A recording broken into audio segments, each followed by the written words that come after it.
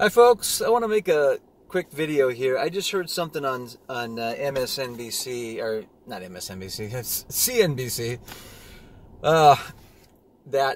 anyways, it's about gold, and to me this is just hilarious. I mean, the number of times that people have declared gold is dead, to me, it's hilarious. Gold has been money throughout human history. I mean, for thousands of years, all recorded human history, and probably before that, I'm sure it was used.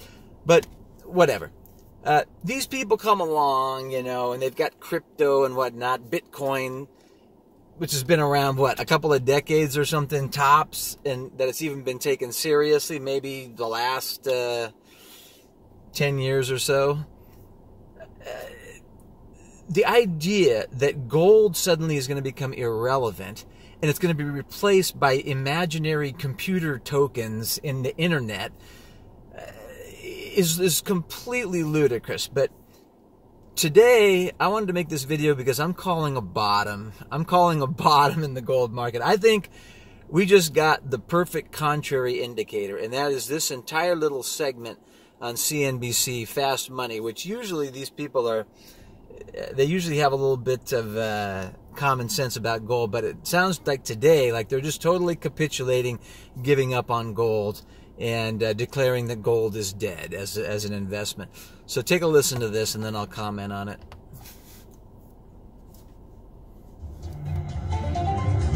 Welcome back to Fast Money. We're following a developing story out of Capitol Hill, where in just a few hours, lawmakers are expected to hold a key vote to avert a potentially disastrous debt debacle. At least for now. CNBC's senior congressional correspondent Ylan Moy joins us now with more. Ylan. Well, Melissa, senators are now debating the debt limit deal on the floor. That'll go on for a couple of hours, and then the final vote is now scheduled for tonight. Minority Leader Mitch McConnell had promised Democrats that his party wouldn't block this vote from happening, but some GOP senators were uncomfortable with this process. Ted Cruz and Rand Paul are forcing the chamber to clear a procedural hurdle that requires 60 votes to pass. In this case, all 50 Democrats plus 10 Republicans, putting their own party in a tough spot. Well, even President Biden hedged his bets as he traveled to Chicago today ahead of this vote, telling reporters, "We've got to see if the deal is done. I'm not sure of that yet." Still, the bill is eventually expected to pass this evening. After that, it needs to get a vote in the House before it can head to the president's desk for his signature. Remember, this deal would raise the debt limit by $480 billion. Treasury projects that's enough to last to about December the 3rd. Not so coincidentally, Melissa, that is the same day that the government funding runs out. So prepare for the sequel to the D.C. drama in just a couple of weeks. Back over to you. We need a countdown clock, Ylan. Thank you, Ylan Moy. As some of you might remember, the last time we had a debt ceiling crisis, there was a huge rush to safety in the form of gold buying. The commodity soared 60% from its 2010 lows to its famous September 2011 highs, but it is a totally different ballgame this time around. Not only is gold down 15% from its 2020 highs, it is down more than 2% over the past month. So, similar crisis, totally different price action. Does this necessarily mean that gold is losing its luster as a store of value? Dan?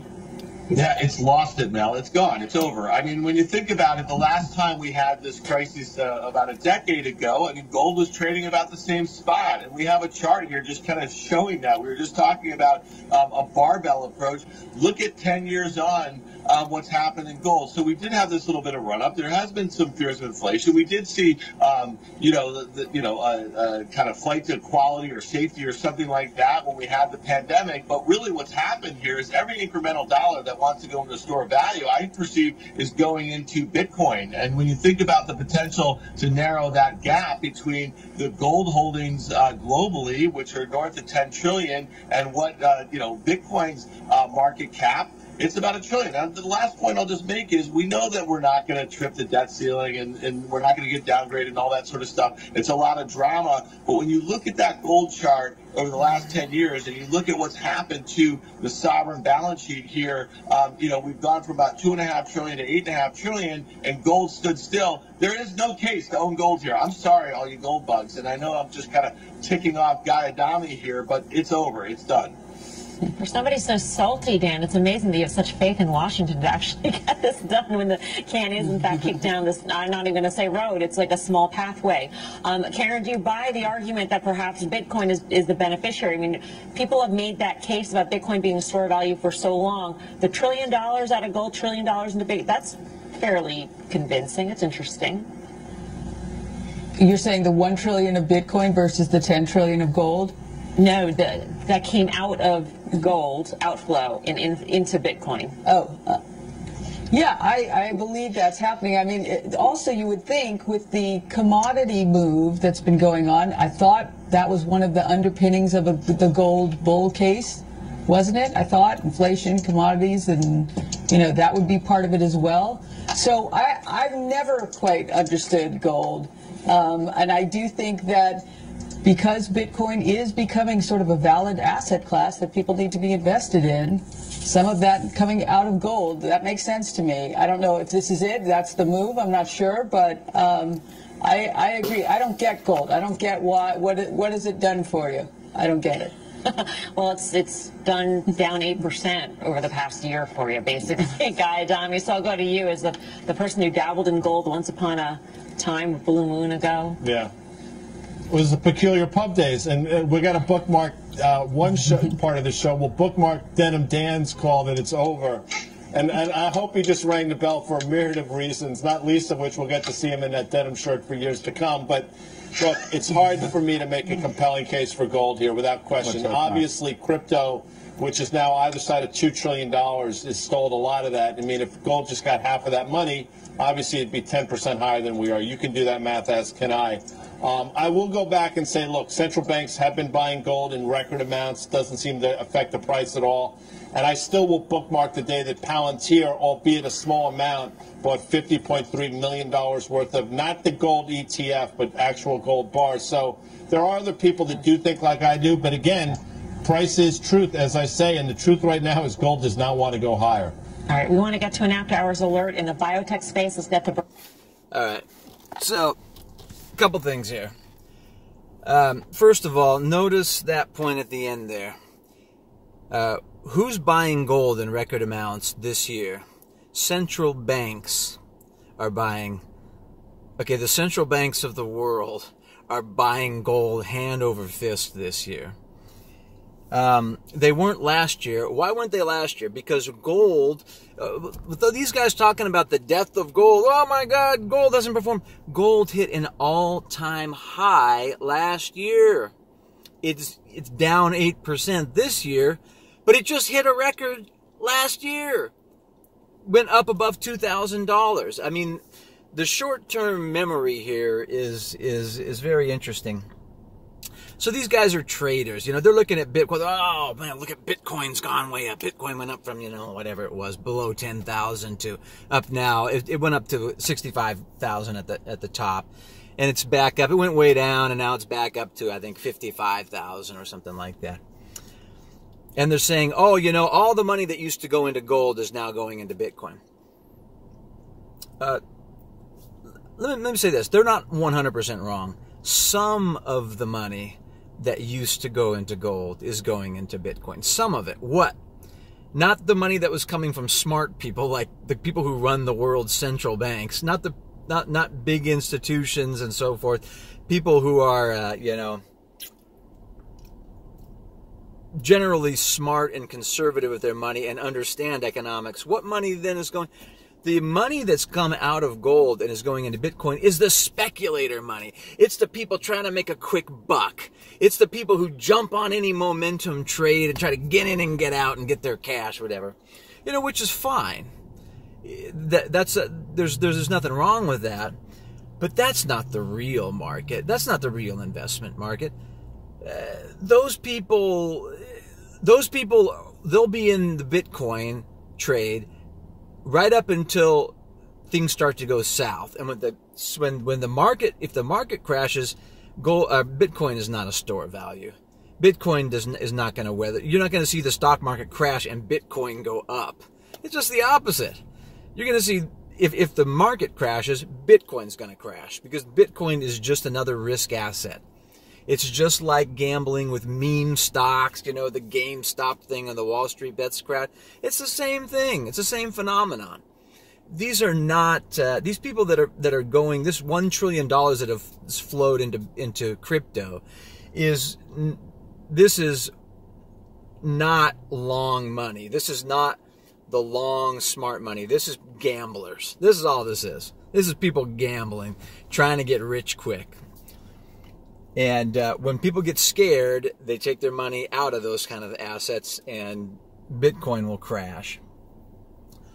Now, one other thing that I think is going on here, I personally think the central banks, or let's say the central bankers, the Fed and politicians and stuff that are involved in the monetary system, I personally think, even though they kind of set themselves up as adversaries to crypto, I think they have encouraged this. I think they've not only allowed Bitcoin to flourish, but I think they have actively tried to smooth the path so that this could happen. And the reason I think they did it is specifically to try to take some of the luster away from gold. Why would they want to do that? Well, what's the thing about gold and silver that gold bugs love, and that makes it a safe store of value in things when governments are devaluing fiat currencies? The great thing about gold is it's off the grid, right? You can get gold and you can get silver, other precious metals and commodities. You can get them in ways that nobody knows you even have them. Nobody knows how much people have, where they've stored it. It's totally off the grid. There's no way for the government to track a lot of this if you buy it in ways that basically affords you privacy. And one of the things that Jeff Christian of CPM Group, who for some reason has been totally vilified by a lot of the gold bugs on YouTube, Jeff Christian has said something that I think is so true, and it's so insightful, and it explains so much about the reason why the gold market is the way it is. He said that one of the most valuable things in the gold market is privacy. Even large buyers of gold, like central banks, and well, maybe not central banks so much, but large institutional buyers or very wealthy individuals and so forth, they don't necessarily want to broadcast that they're buying gold, or it's surrounded. The whole market of gold and precious metals is surrounded by a lot of secrecy. And what is the opposite of that? The opposite of that is the crypto market. Bitcoin and crypto, every single transaction is not only is it recorded, but it's in the blockchain forever. Anybody can go back and so you're not going to be hiding anything from the government. They're going to get if they wanted to, they could get every penny of tax that's owed to them.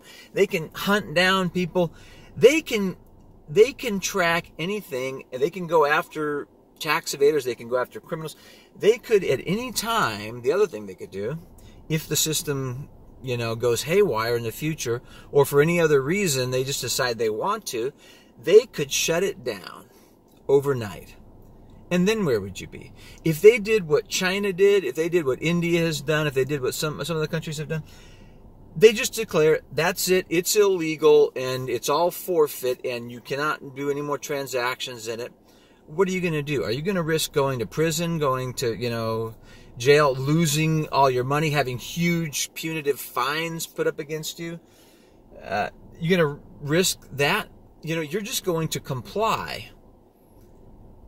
And I think when it really comes down to it, honestly, given a choice between people who are fleeing out of fiat, let's face it, the fiat system is kind of going off the rails. I'm not saying it's collapsing, but they're printing. Where the interest rates are slammed down to zero, yet they're printing tons of currency.